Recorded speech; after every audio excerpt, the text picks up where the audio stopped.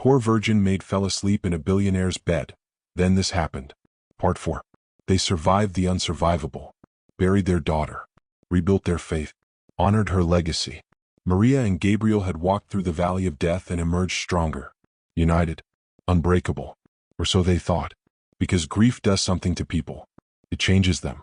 Creates spaces where darkness can creep in. And 7 years after Grace's death, when Maria finally started breathing again, when she finally started believing life could be good again, Gabriel did the unthinkable. He broke the one promise he'd never broken before. He destroyed the one thing that had survived everything else. He shattered Maria in a way that losing Grace, her only daughter, never could. Because you can survive God taking someone. But can you survive the person you trusted most betraying everything you and still sharing the same bed with you every night? Before we begin, comment, "I'm still here," if you've watched part 1, 2, and 3. And subscribe to be a part of their journey. 7 years after Grace's death, Maria was 43 years old. Gabriel was 46. They'd survived together. Grieved together. Healed together. The foundation was thriving. Little Grace, Elena's daughter, was 6 years old and brought light back into their lives. They'd learned to laugh again. To hope again. To believe that maybe, just maybe, the worst was behind them. Maria had started painting. Something she'd never done before. But grief had unlocked something creative in her. She painted landscapes, abstract emotions, memories of Grace. Her work was raw, honest, beautiful. A local gallery had started displaying her pieces. People connected with them, saw their own pain reflected, their own hope, their own journey. Gabriel was still running the foundation, but he'd also gone back to the original construction company. Not for the money, for the purpose, for the feeling of building something with his hands. Creating homes, changing lives. It grounded him, reminded him of who he'd become after leaving the corporate world. They seemed okay, better than okay. They'd made it through the fire. But something was shifting, something neither of them could name. Gabriel had become distant, distracted, working later hours, taking more business trips. Maria noticed but didn't push. She figured he was just busy, that the foundation was growing, that he was handling it. She trusted him, completely. Absolutely. Without question. That trust would be the thing that destroyed her most. Because Gabriel wasn't just busy. He was hiding something. Someone. And when the truth came out, it proved that sometimes the greatest betrayals come from the people you die for. It started small. Almost imperceptible. Gabriel coming home at 8 instead of 6. Then 9. Then 10. He'd apologize. Say the foundation needed him. Say there was a crisis with funding. Say a family needed emergency help. And Maria believed him. Why wouldn't she? Gabriel had never lied to her. Not once in their entire marriage. He'd stopped touching her as much. Used to reach for her hand constantly. Used to pull her close when they watched TV. Used to kiss her forehead randomly throughout the day. But that had faded. Maria told herself it was grief. That 7 years later, they were both still processing Grace's death differently. That emotional distance was normal after trauma. She told herself a lot of things. All of them wrong. Gabriel had also become secretive with his phone. Used to leave it lying around. Now he kept it in his pocket. Face down. Password protected. When it buzzed, he'd glance at it quickly, then put it away. Sometimes he'd step outside to take calls. Come back and saying it was work. Nothing to worry about. Maria noticed. Of course she noticed. But she pushed down the anxiety. The suspicion. The tiny voice that whispered something was wrong. Because suspicion felt like betrayal. Like she was doubting the man who'd crossed mountains to find her. Who'd given up everything for her. Who'd held her through the worst pain imaginable. So she stayed silent. Told herself she was being paranoid. That grief had made her anxious. That everything was fine. Their intimate life had changed too. They used to make love regularly. Not with the passion of their early years, but with deep tenderness. Connection. Comfort. But Gabriel had started making excuses. Too tired. Too stressed. Headaches. Early meetings. The excuses piled up until weeks passed without him touching her at all. Maria tried to initiate. Wore the nightgown he used to love. Lit candles. Created romantic moments. But Gabriel always found a reason to decline. Said he was exhausted. Said work was overwhelming. Said he just needed time. And Maria, already insecure from grief and aging, started believing the problem was her. That she wasn't attractive anymore. That he'd fallen out of love with her body. With her. She started working out more. Bought new clothes. Changed her hair. Anything to get his attention. To make him look at her the way he used to. But nothing worked. Because the problem wasn't her. It was him. And what he was doing behind her back. Elena noticed too. She came over for dinner one Sunday in late September. Gabriel was late. Said he'd be there by 6. It was 7:30 and he still hadn't shown up. Maria kept checking her phone. Texting him. Getting short responses. Sorry? Running late. Be there soon. He finally arrived at 8:15. Apologized profusely. Hugged everyone. Seemed normal. But Elena caught something. A smell. Perfume. Not Maria's perfume. Something expensive. Foreign. Something that didn't belong on a man coming from a construction site. She didn't say anything that night. But she started watching more carefully. Started noticing the way Gabriel avoided eye contact with Maria. The way he seemed distant even when he was physically present. The way he checked his phone compulsively. 2 weeks later, Elena was downtown running errands. She saw Gabriel's truck parked outside an upscale restaurant. The kind of place you took someone for romantic dinners. Not the kind of place you grabbed lunch alone or had business meetings. She almost kept walking. Almost minded her own business. But something made her stop. Made her look through the window. Gabriel was inside. At a corner table. With a woman. Young. Maybe 30. Beautiful. Professional looking. Sleek black hair. Designer suit. They were laughing. Leaning close. His hand was on the table. Her hand was touching his. Not accidentally. Intentionally. Intimately. Elena's stomach dropped. No. Please God. No. She stood there frozen. Wanting to storm inside. Wanting to confront him. Wanting to flip that table and scream at him for what he was doing. But also terrified. Because if this was what it looked like, it would destroy Maria. Absolutely destroy her. And Maria had already been destroyed once. She wouldn't survive it again. Elena knew that with absolute certainty. Elena walked away. Got in her car. Drove home. Sat in her driveway for an hour trying to decide what to do. Tell Maria? Confront Gabriel first? Pretend she didn't see anything? Hire a private investigator to gather proof? She chose wrong. She stayed silent. Told herself maybe it was innocent. A business meeting. A donor. A foundation employee. Gabriel wouldn't do this. Not after everything. Not after Grace. Not after surviving hell together. Not after promising Maria he'd never leave her. That she'd never be alone again. But deep down she knew.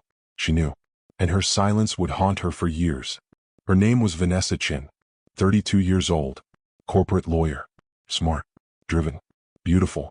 She'd started volunteering with the Grace Hale Foundation 6 months earlier. Said she wanted to give back. Wanted to use her legal skills to help families in need. Said she'd lost a sibling young and Grace's story resonated with her. Gabriel had been impressed. Grateful. They'd worked closely together. Long hours. Strategy sessions. Fundraising events. Late nights reviewing contracts and donor agreements. She was good at her job. Made his life easier. Made the foundation more efficient. Made him feel competent and appreciated in ways he hadn't felt in years. And somewhere in those long hours, something shifted. Conversations became more personal. Boundaries got blurred. Vanessa asked about his marriage. About how he'd survived Grace's death. About whether he was happy. And Gabriel, exhausted from 7 years of grief, found himself being honest. Too honest. He told her things he'd never told anyone. That he felt guilty for being alive when Grace was dead. That he felt trapped by grief.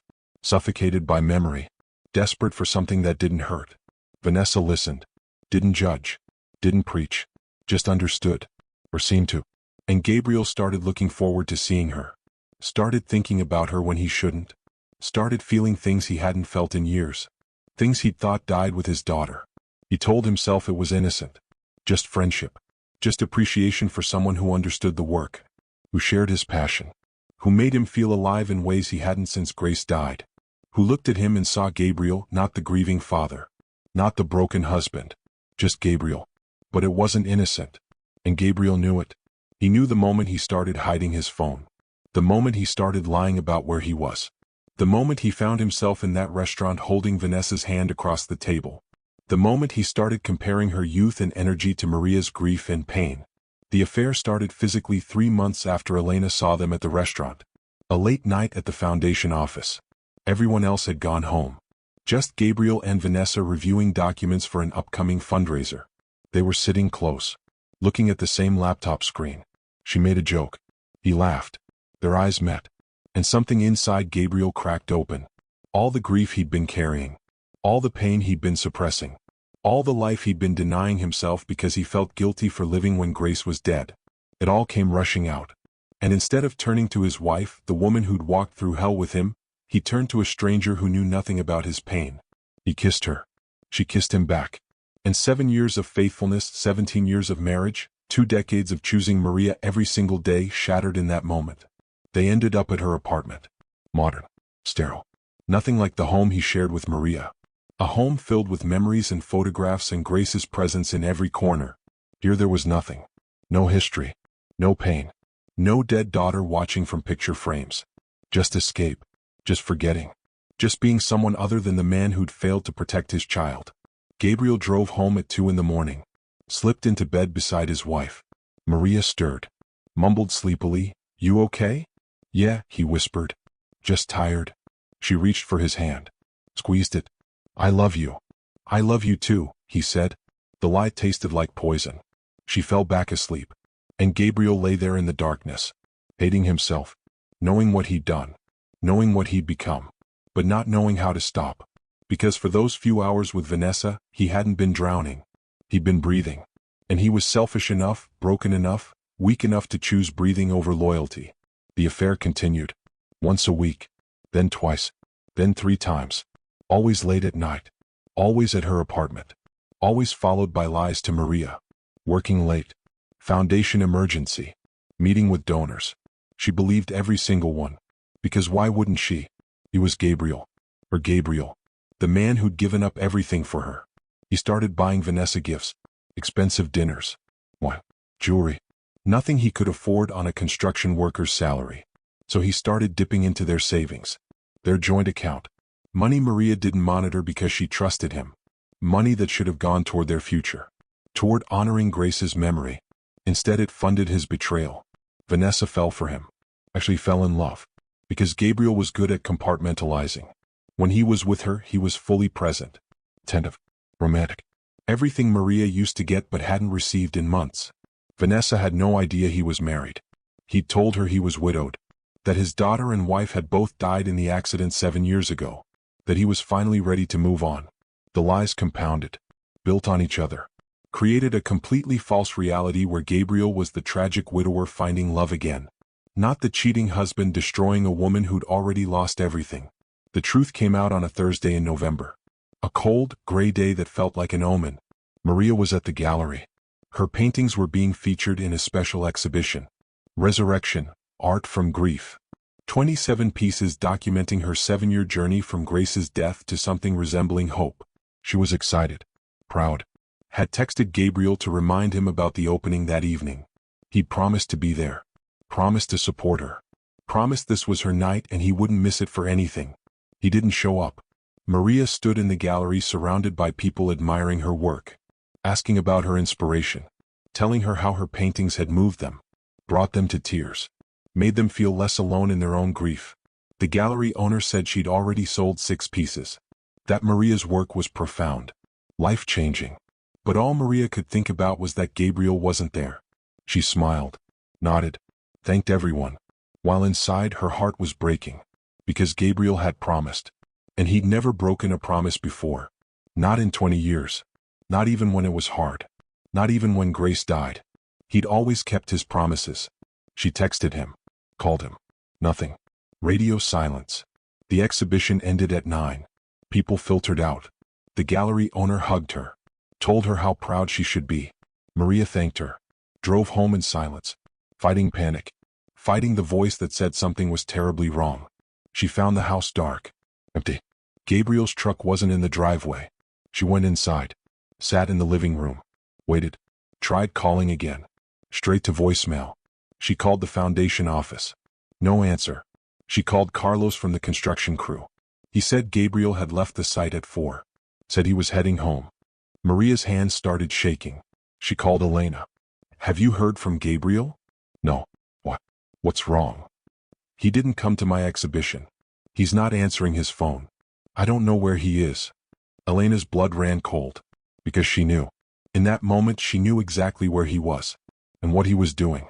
I'm coming over. No, it's okay. I'm probably overreacting. Maria, I'm coming over. Right now. Elena arrived 20 minutes later. Found Maria sitting in the dark, staring at nothing. He's never done this before, Maria said. Her voice was small, broken. In 20 years, he's never just disappeared. Elena sat beside her, took her hand, and made a decision. Maria, there's something I need to tell you. Something I saw a few months ago. Maria turned to her. What? I saw Gabriel. At a restaurant. With a woman. They looked, I thought maybe it was business, but... Maria stood up. What? When? Why didn't you tell me? I didn't know for sure. I didn't want to worry you if it was nothing.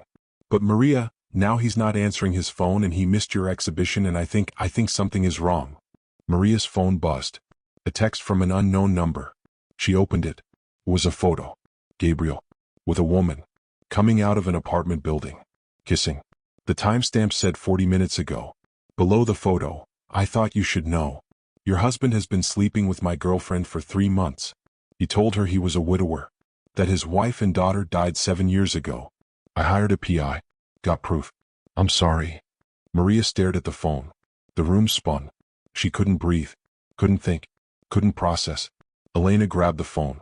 Read the message. Oh my God. Maria, I'm so sorry. I'm so sorry. Maria laughed. But it was a terrible sound. Broken. Hysterical. He told her I was dead. He erased me. Our marriage. Everything. He just erased me. She ran to the bathroom. Vomited. Collapsed on the floor. Elena followed. Held her hair back. Rubbed her back. Let her cry and scream and shatter. They stayed on that bathroom floor for over an hour. Maria couldn't move. Couldn't stop shaking. Kept saying, I don't understand. I don't understand. We survived, Grace. How could he do this? At midnight, Gabriel came home. He walked in. Saw Maria and Elena in the living room. Saw Maria's face. Swollen. Destroyed. And he knew. He knew that she knew. Maria, he started. Don't, she said. Her voice was ice. Don't say my name. Don't come near me. Let me explain. Explain what? She stood up. Walked toward him. Her whole body was shaking with rage. Explain how you've been sleeping with someone else for 3 months? Explain how you told her I was dead? Explain how you missed my exhibition, the most important night of my career, because you were with her. Gabriel's face went white. How did you? Her boyfriend sent me a photo. He hired a private investigator. Got proof. So don't stand there and lie to me. Don't insult me any more than you already have. Gabriel sank onto the couch. Put his head in his hands. I'm sorry. God, Maria, I'm so sorry. You told her I was dead, Maria whispered. You erased our entire marriage. Our life together. Everything we survived. You deleted me. I didn't know how else to explain. Explain what? Maria screamed. That you're a liar? A cheater? A coward? What exactly needed explaining, Gabriel? Elena stood. I'm going to leave you too. No, Maria said firmly. Stay. I need you here. I need a witness to what he says. Because clearly I can't trust anything that comes out of his mouth. Gabriel looked up. His eyes were red. Haunted. I never meant for this to happen. But it did, Maria said coldly. You made choices. Every single day for 3 months you chose her. You chose to lie to me. You chose to touch her. You chose to betray everything we built. I was drowning, Gabriel said. His voice broke. After Grace died, I never stopped drowning. And I couldn't tell you because you were drowning too. We were both trying so hard to survive that we forgot how to actually live. And Vanessa, she made me feel alive again. Maria slapped him. Hard. Across the face. The sound echoed through the room. How dare you, she said. Her voice was deadly quiet. How dare you use our daughter's death as an excuse for betraying me? I was drowning too. We both were. But I didn't go sleep with someone else. I chose you. Every single day. Every single moment. I chose us. Gabriel touched his face. Tears streamed down his cheeks. I know. You're right. I have no excuse. What I did was unforgivable. Finally, Maria said. Something true. She walked to their bedroom. Started throwing his clothes into suitcases. Gabriel followed. Maria, please. Get out, she said. Not yelling. Just cold. Firm. Final. Get out of my house. Get out of my life. Get out of my sight. This is our house. Not anymore. I'm filing for divorce first thing Monday morning. And I'm taking everything. The house. The foundation. Everything. You gave up your right to any of it when you put your hands on her. Maria, please. Can't we talk about this? Can't we try to work through? She turned to face him. And he actually took a step back. Because the look in her eyes was death. Work through this? You want to work through this? Gabriel, you told another woman I was dead. You erased 17 years of marriage. You betrayed me while I was honoring our daughter's memory. And you want to work through it? She threw the suitcase at him. Get out. Gabriel picked up the suitcase. Stood there for a moment. I love you, Maria. I know I don't deserve to say that. I know I've destroyed everything. But I need you to know. I love you. I've always loved you. Maria's laugh was bitter. Broken. If this is what your love looks like, Gabriel, then I don't want it. I'd rather be dead like you told her I was. At least then I wouldn't have to feel this pain.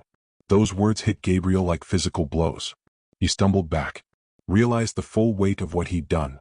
Maria didn't just know about the affair. She knew he'd erased her. He left. Walked out the door. Got in his truck. And drove away. Maria stood in the doorway watching until his taillights disappeared. Then she closed the door. Locked it. Put her back against it. And slid to the floor. Elena rushed over. Held her. Maria didn't cry. Didn't scream. Just sat there. Empty. Destroyed. More broken than when Grace died. Because at least Grace's death wasn't a choice. This was. Gabriel had chosen this. Had chosen to destroy her.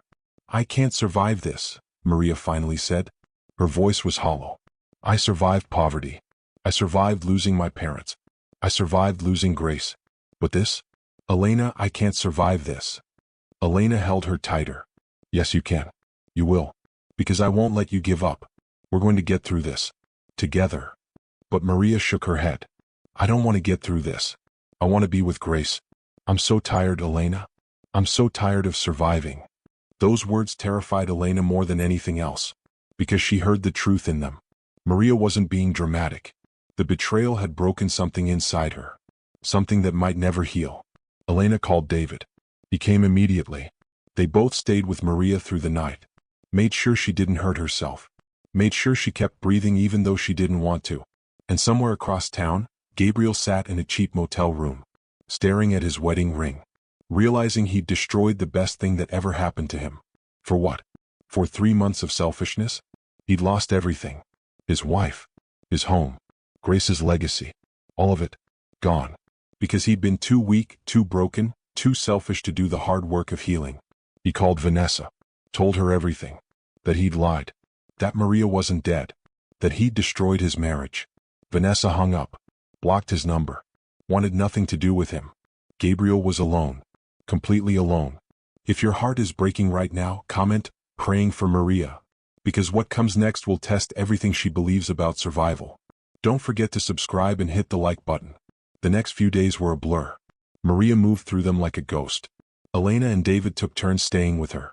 Made sure she ate. Made sure she showered. Made sure she didn't do anything irreversible. Because the look in Maria's eyes scared them both. The story spread through town like wildfire. Small community. Big scandal. The beloved Gabriel Hale, founder of the Grace Hale Foundation, the man who'd given up billions for love, had cheated on his wife. With a younger woman. While running a foundation named after his dead daughter. The hypocrisy was staggering. The judgment was swift and brutal.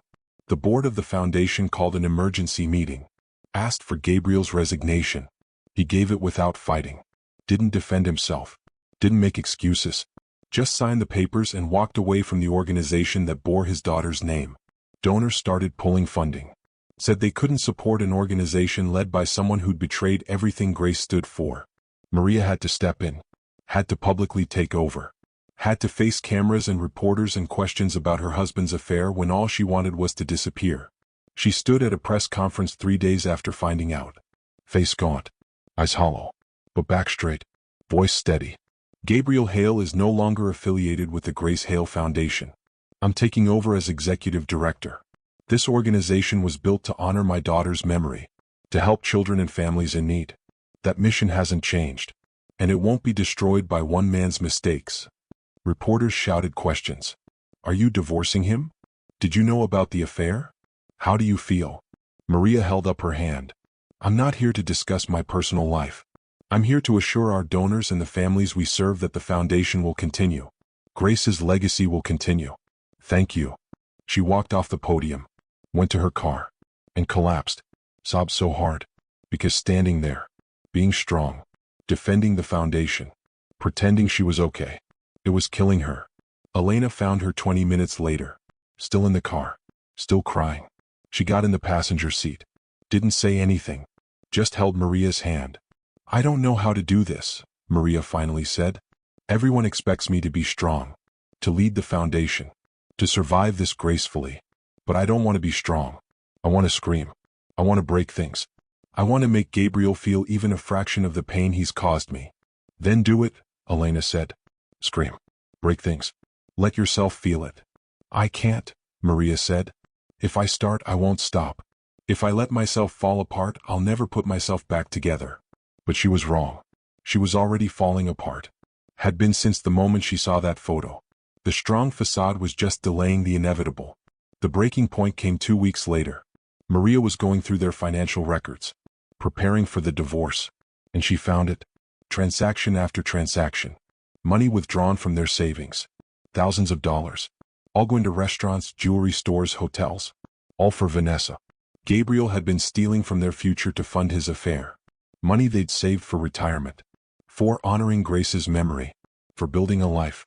He'd spent it on another woman. Maria called him. He answered on the first ring. Maria. You stole from me, she said. Her voice was shaking. You took money from our savings. Our joint account. Money I earned.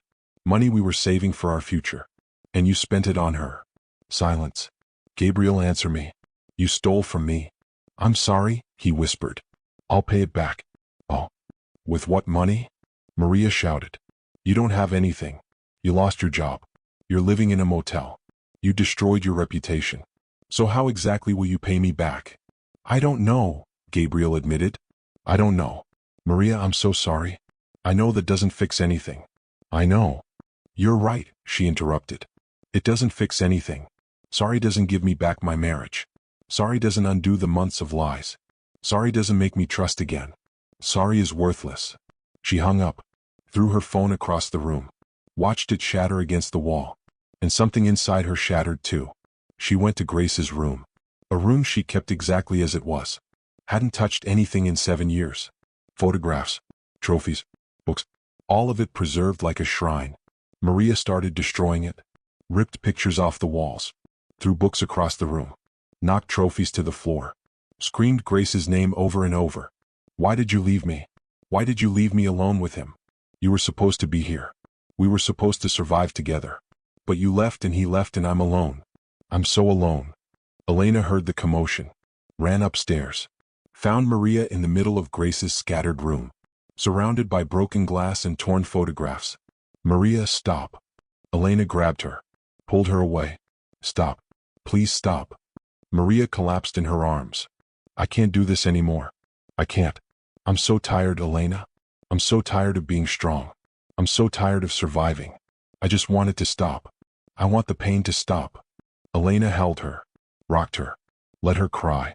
I know, but you're going to get through this. You're going to survive. I don't want to survive, Maria sobbed. I want to live. I want to be happy. I want my daughter back. I want my marriage back. I want my faith back. But I can't have any of those things. So what's the point? What's the point of surviving if you're just existing in pain? Elena had no answer, because she didn't know. How do you answer someone who's lost everything? How do you give hope to someone who's been betrayed by God and man? They sat in Grace's room until sunrise. Maria finally fell asleep from exhaustion. Elena carefully moved her to the couch.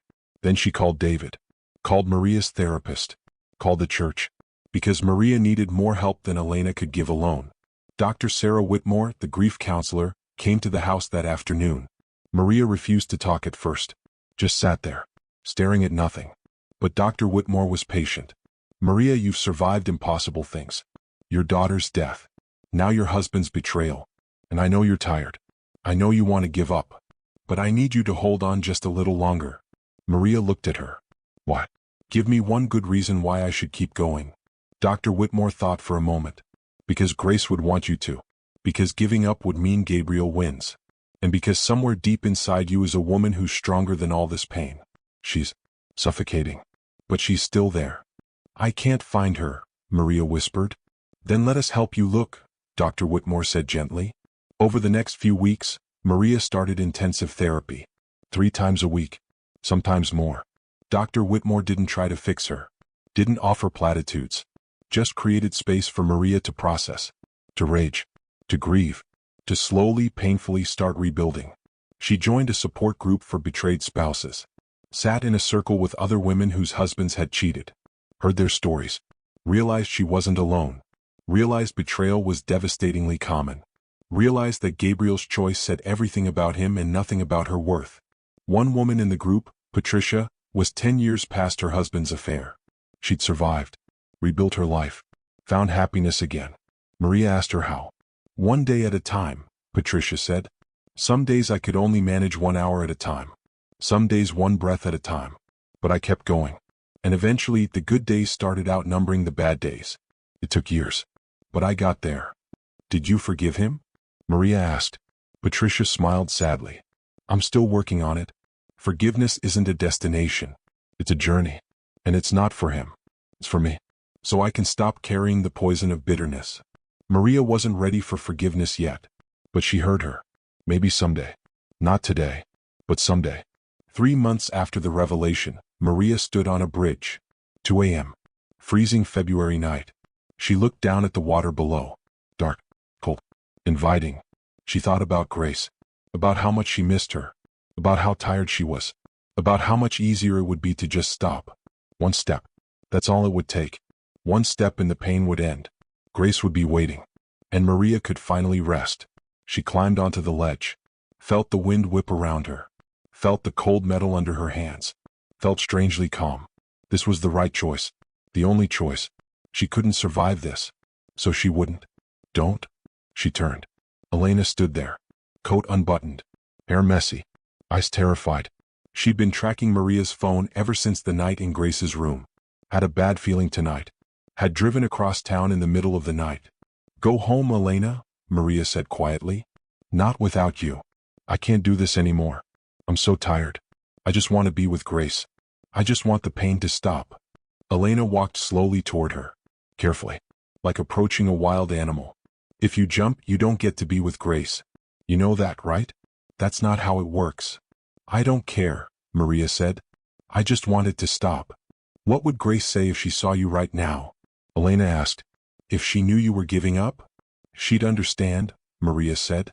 She'd know how much I've suffered. How much I've lost. Would she? Elena challenged. Or would she be disappointed? Would she tell you that you taught her to fight? That you showed her how to choose faith even when it was hard? That giving up isn't the legacy she left you? Maria's hands trembled on the railing. I don't have any fight left, Elena. Then borrow mine, Elena said, stepping closer. Borrow mine until yours comes back. Maria, you are the strongest woman I know. You raised me when our parents died. You worked yourself to exhaustion to keep us alive. You loved a broken billionaire back to life.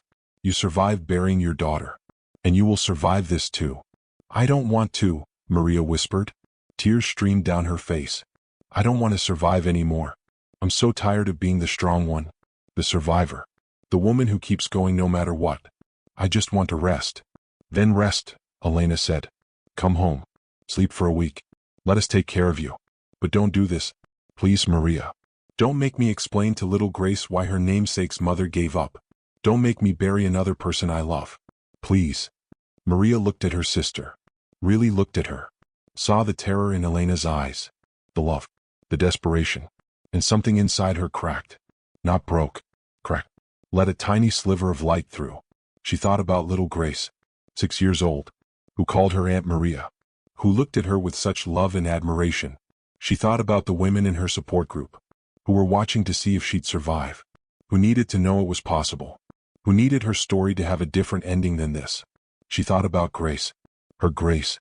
Who had faced death with courage and faith. Who would be heartbroken to see her mother standing on this bridge. Who had lived 17 years with such purpose that hundreds of lives had been changed. Maria stepped back from the edge. Collapsed into Elena's arms. And they stood there on that freezing bridge while Maria sobbed. Not for Gabriel. Not for her marriage. For herself. for the woman she used to be, for the trust that had been shattered. Elena drove her home, stayed the night, and in the morning Maria made a decision. She would survive. Not for Gabriel, not even for Elena or little Grace, but for herself. Because giving up would mean everything she'd survived before meant nothing. And she couldn't let that be true. She started running. Every morning, 5 a.m., before the sun came up. Miles and miles. The physical pain distracted from the emotional pain. The endorphins helped her sleep. The routine gave her purpose. Some mornings she ran crying. Some mornings she ran angry. But she ran. She threw herself into the foundation. Rebranded it. The Grace Maria Foundation. Removed Gabriel's name from everything. Hired new staff. Created new programs. Expanded their reach. The foundation became her mission. Her purpose. Proof that Grace's life mattered. That pain could be transformed into purpose. 6 months after the affair came to light, the divorce was finalized. Maria kept the house. Kept most of the assets. Gabriel didn't fight her. Gave her everything she wanted. It was the least he could do after taking everything that mattered. He'd moved to Atlanta. Started over. Got a job doing construction work. Stayed far away from anything related to the foundation. Went to therapy. Started a men's support group for those who destroyed their marriages through infidelity. He sent Maria a letter 6 months in. Not asking for reconciliation.